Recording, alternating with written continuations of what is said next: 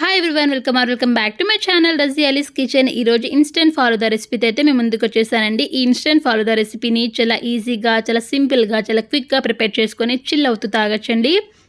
ఈ ఫాలూదా రెసిపీ వచ్చేసి నేను ఇక్కడ అంగన్వాడీ పాలతో ప్రిపేర్ చేయబోతున్నానండి. చిన్నపిల్లలకి స్కూల్లో ఇస్తారు కదా, అంగన్వాడీ స్కూల్లో ఆ పాలతో ప్రిపేర్ చేసి చూపించబోతున్నాను. మ్యాంగో ఫ్లేవర్ అలాగే స్ట్రాబెరీ ఫ్లేవర్ అయితే ప్రిపేర్ చేయబోతున్నానండి. ముందుగా నేను ఇక్కడ స్టవ్ ఆన్ చేసేసుకొని ఒక గిన్నె పెట్టుకొని ఈ గిన్నెలో 1 లీటర్ వరకు పాలనైతే యూస్ చేస్తున్నాను. 1 లీటర్ పాలు వచ్చేసి ఒక 4 నుండి 5కి సరిపోతుందండి ఫాలూదా. చూడండి, ఇక్కడ పాలు బాగా మరిగించుకోవాలి. చూడండి, ఇక్కడ పాలు బాగా మరిగిన తర్వాత ఇందులో ఒక 1/2 కప్పు షుగర్ వేసుకోవాలండి. 1/2 కప్పు షుగర్ సరిపోతుంది. ఫ్లేమ్ని సిమ్లో పెట్టుకొని పాలని మరిగించుకోవాలండి, లేకపోతే అడుగున మాడిపోతుంది. చూడండి, ఇలా షుగర్ వేసుకున్న తర్వాత షుగర్ బాగా కరిగేటట్టు ఇలా ఒక గరిటెతో కలుపుకోవాలండి. చూడండి, ఈ పాలల్లో ఈ షుగర్ బాగా కరిగిన తర్వాత ఫాలూదా మిక్స్ని వేసుకోవాలి. చూడండి, ఇలా పాలు మరుగుతున్నప్పుడు నేను ఇక్కడ విక్ఫీల్డ్ వారి ఫాలూదా మిక్స్ని అయితే తీసుకున్నాను. 84 రూపీస్ ఉంటుందండి.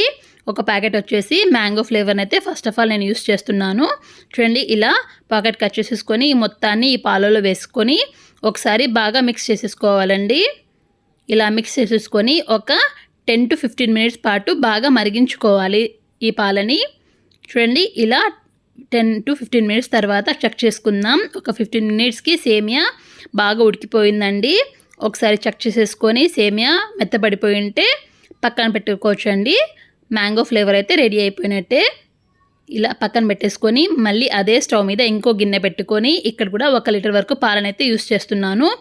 ఏ పాలన యూస్ చేసుకోవచ్చండి, నేనైతే ఇక్కడ అంగన్వాడీ పాలన యూస్ చేస్తున్నాను. చూడండి, ఇక్కడ పాలు మరిగిన తర్వాత యాస్టీజ్ మ్యాంగో ఫ్లేవర్ లాగానే దీంట్లో కూడా ఒక 1/2 కప్పు షుగర్ వేసేసుకొని ఈ షుగర్ ఈ పాలల్లో బాగా కరిగేటట్టు మిక్స్ చేసేసుకోవాలండి ఒకసారి.